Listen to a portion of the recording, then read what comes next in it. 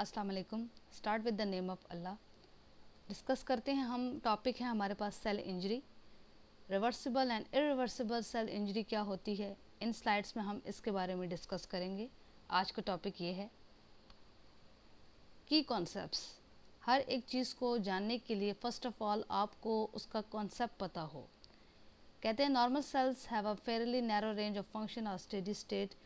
जितने भी जो सेल्स हैं आपके पास वो एक तरतीब से काम करते हैं हमारे पास, जिस तरीके से वो अपने आप को बाहर के एक्सटर्नल इन्वायरमेंट के मुताबिक अपने आप को एक सेल ढालता है, एक सेल उसके मुताबिक काम करता है, that is homeostasis.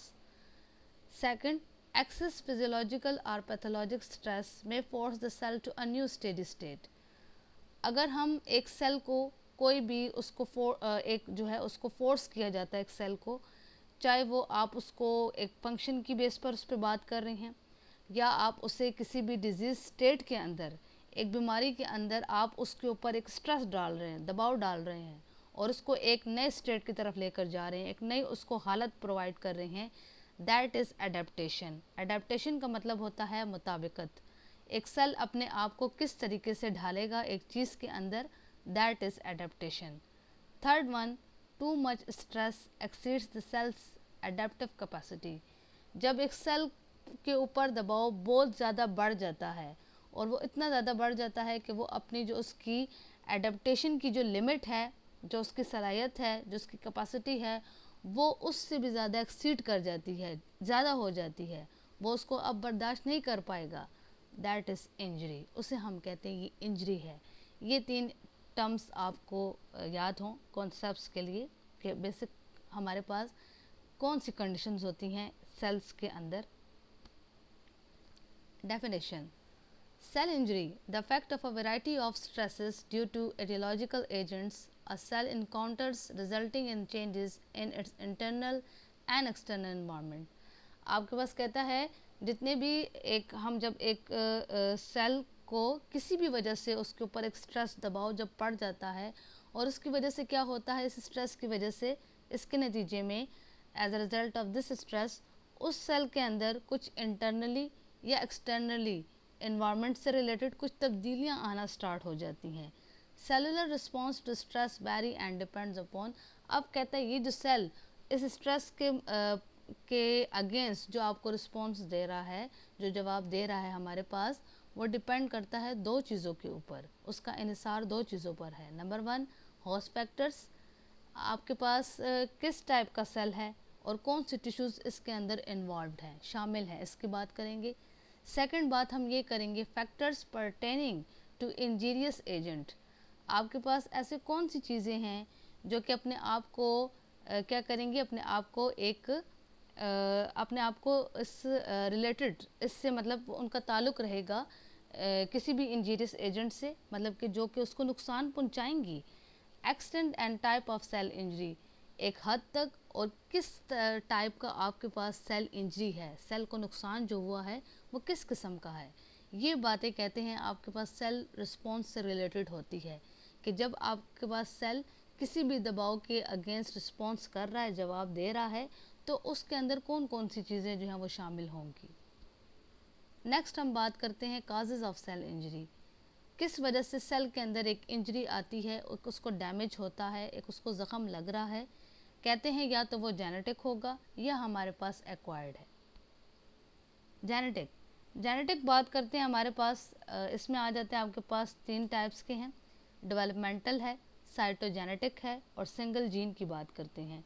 Developmental defects यही हैं आपके पास, अगर कि आपके पास म्यूटेशंस के अंदर, जीन्स के अंदर जब म्यूटेशंस होती हैं, चेंजेस आती हैं, उनमें किसी भी किस्म का आपके पास एरर आ रहा है, तो उस वजह से। साइटोजेनेटिक भी यही है आपके पास कि अगर हम कहते हैं क्रोमोसोमल एबनॉर्मलिटीज़ हैं, जैसे कि हम कहते हैं ना कि एक सेल के अंदर नॉर्मल क्रोमोसोम्स की रेंज 46 इन नंबर होते हैं, वो अगर उनमें आपके पास क्या है, डिफेक्ट है, कमी है, कोई उसके अंदर नंबर जो है वो इंक्रीज या डिक्रीज़ है, एबनॉर्मलिटी आपके पास उसके अंदर आ जाती है, तो उस वजह से। सिंगल जीन से मुराद ये भी आपके पास आ जाता है, चूँकि ये भी आपके पास वही है, जीन म्यूटेशंस के अंदर किसी भी किस्म का कोई डिसऑर्डर हो तो उस वजह से हो सकती है। नेक्स्ट हम बात करते हैं एक्वायर्ड कॉजेज़ की।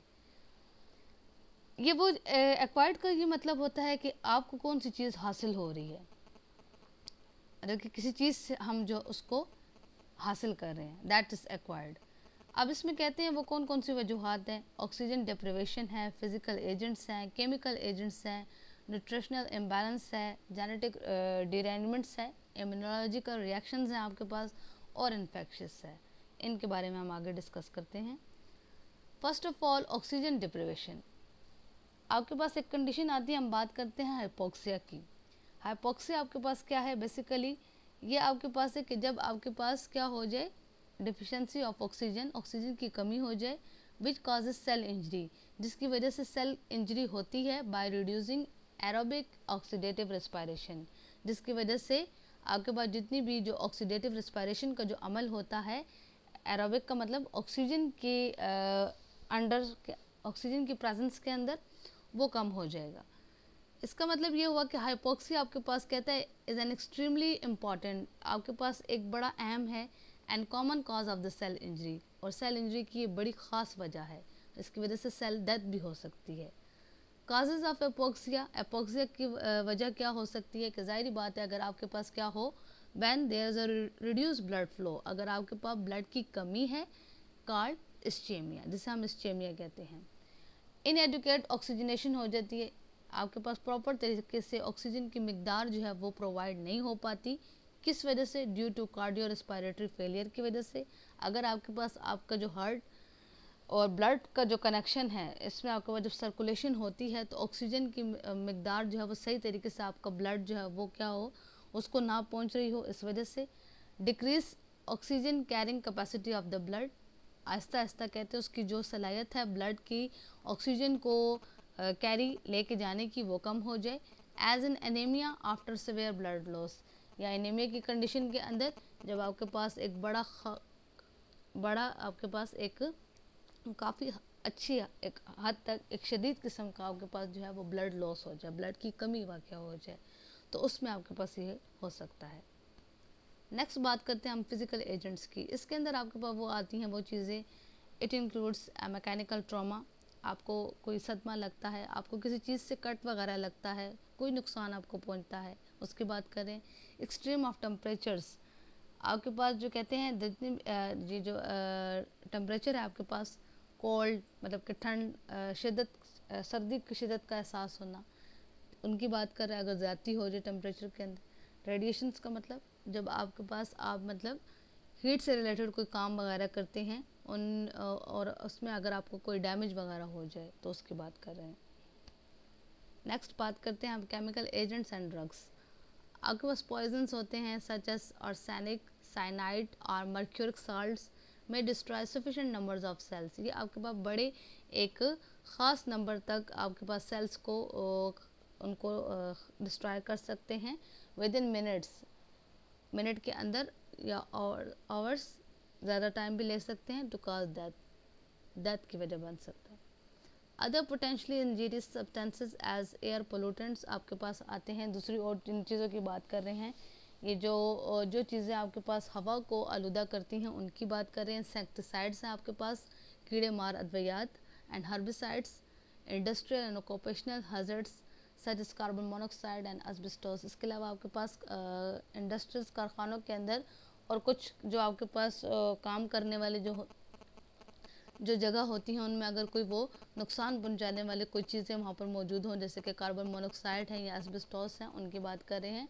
Drugs, alcohol and the ever increasing variety of the therapeutic drugs की बात हो गई, नशावर अद्वियात की बात कर रहे हैं आपके पास, तो कहते हो ये आपके पास वजह बन सकती है सेल इंजरी की। इन्फेक्शियस एजेंट्स, इसमें आपके पास आते हैं the rickettsia, bacteria, fungi and higher forms of parasites.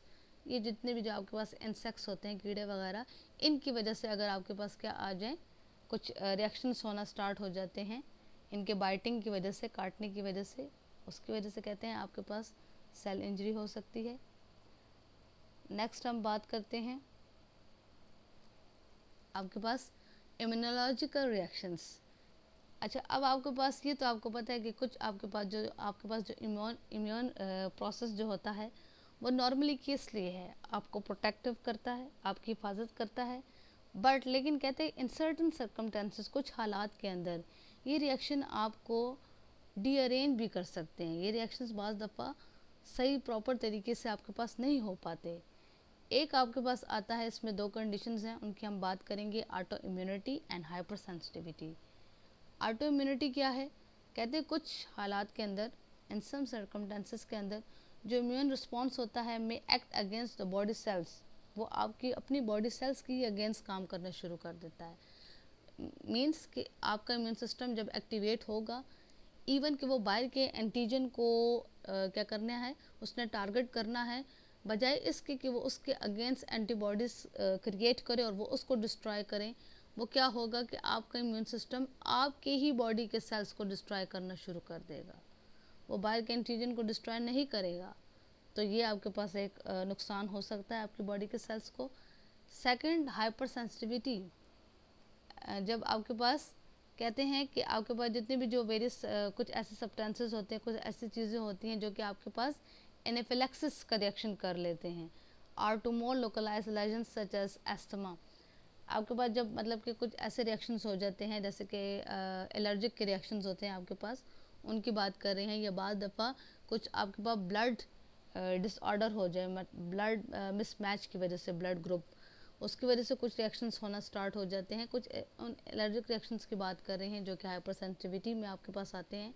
तो कहते हैं ये इनकी वजह से भी आपके पास सेल इंजरी हो सकती है।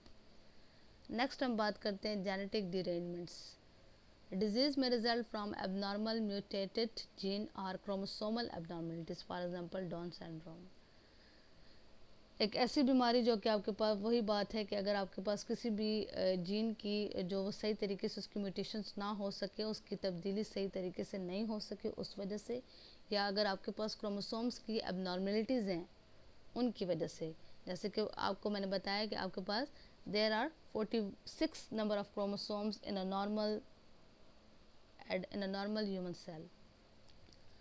अगर आपके पास इसमें कोई भी कमी पेशी आ जाती है, when there is an up and down, तो आपके पास ये क्या है, आपके पास कोई भी एबनॉर्मलिटीज काज कर सकते हैं। डाउन सिंड्रोम्स भी आपके पास यही है। कुछ आपने एबनॉर्मल पीपल्स को देखा होगा जो कि आपके पास कुछ आपको वो मेंटली डिस्टर्ब रखते हैं, मतलब कि उनकी वो जो एक्टिविटीज़ होती हैं नॉर्मल लोगों से वो सही तरीके से नहीं होती, तो ये उनकी बात कर रहे हैं। Next, nutritional imbalances. ग़िज़ाई जो आपकी जो ज़रूरियात होती हैं, अगर वो सही प्रॉपर तरीके से आपकी बॉडी को ना मिल सके, जैसे कि प्रोटीन्स हैं, फ़ैट्स हैं, अगर वो प्रॉपर तरीके से आपके डाइट के अंदर मौजूद नहीं हैं, इसमें आता है या तो न्यूट्रिशनल डिफिशेंसी है, या तो ये तमाम जो चीज़ें आपकी बॉडी के लिए रिक्वायर्ड हैं उनकी जो है वो कमी है, या अगर आपके पास ये ओवर हो जाएं, एक्सेस से ज़्यादा हो जाएं, ये प्रोटीन्स भी मिकदार में ज़्यादा हो जाए, फैट्स भी आपकी बॉडी के अंदर ज़्यादा हो जाएं, तो उनकी बात कर रहे हैं। एक स्केच आपको नज़र आ रहा है, ये बेसिकली ये है कि जब आपका ये सेल रिस्पॉन्स करता है किसी भी स्ट्रेस के अगेंस्ट, तो क्या वो शो करेगा। एक नॉर्मल सेल है आपके पास, हम बात कर रहे हैं किसकी, होम्योस्टेसिस है, इसका मतलब है वो होम्योस्टेसिस की कंडीशन के अंदर है। आप उसके ऊपर स्ट्रेस डेवलप कर रहे हैं, ठीक है, उसके ऊपर अब एक क्या दबाव पड़ गया है, अडेप्टेशन, उसने उसको उसके मुताबिक ढालना है, इनएबिलिटी टू अडेप्ट, अब उसके अंदर वो एबिलिटी नहीं है, इसका मतलब ये हो गया कि ये स्ट्रेस ओवर हो चुका है, इस वक्त सेल उसको बर्दाश्त नहीं कर पाएगा, वो डायरेक्ट जाएगा सेल इंजरी की तरफ। सेल इंजरी में आपके पास आ जाएंगी दो कंडीशंस, सेवियर प्रोग्रेसिव, या तो शदीद किस्म की उसके अंदर तरक्की होती रहेगी, या आपके पास होगा मेल्ट ट्रांसिएंट, मतलब कि एक नॉर्मल हद तक चला जाएगा, मतलब कि दोबारा अपनी हालत में आ सकता है। सवेयर में हम बात करते हैं, अगर हम कहते हैं सवेयर में, फिर ये होगा कि अगर शदीद किस्म की उसकी हालत है, देन उसमें आ जाएगा इरिवर्सिबल सेल इंजरी, जो कि वापस अपनी असली हालत में नहीं जा सकता। उसमें आपके पास एक कंडीशन आएगी नेक्रोसिस की, हम बात करेंगे, जिसमें सेल की डेथ भी हो सकती है, और आपके पास होगा एपोप्टोसिस, ये दोनों सेल डेथ हैं, इनको मैं आगे डिस्कस करती हूँ। और माइल्ड ट्रांसिएंट आपके पास ये है कि आपके पास क्या होता है, रिवर्सिबल सेल इंजरी, जो कि आपके पास असली हालत में आ सकता है। If you remove the stress, अगर स्ट्रेस को आप रिमूव कर दो सेल से, तो क्या होगा, सेल दोबारा अपनी नॉर्मल कंडीशन में जा सकता है, होम्योस्टेसिस में चला जाएगा। ये आपके पास एक नॉर्मल स्केच है। मॉर्फोलॉजिक अल्ट्रेशंस इन सेल इंजरी, आपके पास कुछ तब्दीलियाँ आती हैं स्ट्रक्चर की बेस पर सेल इंजरी के अंदर।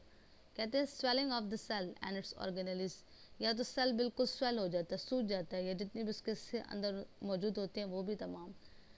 प्लेबिंग of the plasma membrane, plasma membrane के अंदर एक मतलब कि वो बिल्कुल उभार सा बनना स्टार्ट हो जाता है, मतलब उसके अंदर मुसलसल कोई चीज़ जो है वो आपके पास लिक्विड की तरफ फ्लो आउट कर रही है, बह रही है। Detachment of the ribosomes from endoplasmic reticulum, ribosomes जो हैं वो एंडोप्लाज्मिक रेटिक्यूलियम से अपने आप को अलग कर रहे हैं। Clumping of nuclear chromatin, nuclear इसके अंदर जो क्रोमेटिन मटेरियल है आपके पास वो उनके अंदर क्लम्प्स बनना शुरू हो गए हैं, वो एक दूसरे के साथ क्या हो रहे हैं, कंबाइन हो रहे हैं। Loss of the cell membrane integrity, cell membrane जो आपके पास सेल की क्या है, एक ऐसी मेम्ब्रेन है जो कि उसको ट्रांसपोर्टेशन में मदद करती है, उसकी जो इंटीग्रिटी है, जो ताकत है वो कम हो गई। Defects in protein synthesis, protein बनने का जो अमल है उसमें कोई प्रॉब्लम्स आ गए। साइटोस्केलेटल जो है वो डैमेज हो गया, या आपका डीएनए ही कंप्लीट डैमेज हो गया। ये तब्दीलियाँ आपके पास सेल इंजरी के अंदर आती रहेंगी। हम एक जनरल से मैं आपको ये बता दूं कि अब ये रिवर्सिबल और इरिवर्सिबल सेल इंजरी क्या है आपके पास। एक्यूट लिखा है आपके पास ऊपर, इसका मतलब है कि शॉर्ट टर्म इन्होंने बात की है। वैसे बेसिकली आपके पास रिवर्सिबल और इरिवर्सिबल सेल इंजरी होती यही है। Reversible cell injury, it indicates that the cellular changes will regress and disappear when the injurious agent is removed। कहता है जाहिर बात है जितनी भी जो तब्दीलियाँ आपके पास सेल के अंदर आई हैं वो ठीक हो सकती हैं, या वो आहिस्ता आहिस्ता बिल्कुल गायब हो जाएंगी। अगर आप उसको, उससे जो नुकसान पहुंचाने वाली जो चीज़ उसको नुकसान पहुंचा रही है, आप उसको उससे रिमूव कर दें, हटा दें, then the cell will return to the normal both morphologically and functionally. Cell अपनी दोनों असली हालत में जा सकता है, इवन या तो वो उसका जो स्ट्रक्चर है वो भी आ जाएगा सही हालत में, और फंक्शनल वो अपना काम भी सही तरीके से करेगा। Next one, irreversible cell injury occurs तब होगा when the injury persists or when it is severe from the start। अगर क्या आपके पास जो इंजरी है वो आपके पास मुसलसल हो रही है, जा रही है, अपने आप को कंटिन्यू रख रही है, या वो कहते हैं वो बड़ी शदीद किस्म की है स्टार्ट से, शुरू में ही। Here the cell reaches the, तो फिर कहते हैं सेल वहाँ पर पहुँचेगा एक ऐसे पॉइंट पर ऑफ नो रिटर्न, वापस आने का रास्ता नहीं है। And progression to the cell death is inevitable, और आपके पास जो सेल डेथ है उसमें आपके पास प्रोग्रेशन, तरक्की होती रहेगी, ये होता रहेगा, उसको हम फिर क्या है चेंज नहीं कर सकते। रिवर्सिबल सेल इंजरी, आपके पास इसमें सेलुलर स्वेलिंग हो जाती है, सेल स्वेल हो जाता है, एक्यूट है, माइल्ड है, दोनों तरह का हो सकता है। ये एक्यूट मतलब कुछ टाइम के लिए हो सकता है, नॉर्मल भी है। फैटी चेंजेस आना शुरू हो जाती हैं इसके अंदर, हाइपोक्सिया की कंडीशन डेवलप हो जाती है, जैसे कि फैटी लिवर है आपके पास, जैसे कि फैट की मिकदार ज़्यादा हो गई है लिवर सेल्स के अंदर, स्वेलअप हो गया लिवर बिल्कुल आपके पास, उसकी बात कर रहे हैं ये।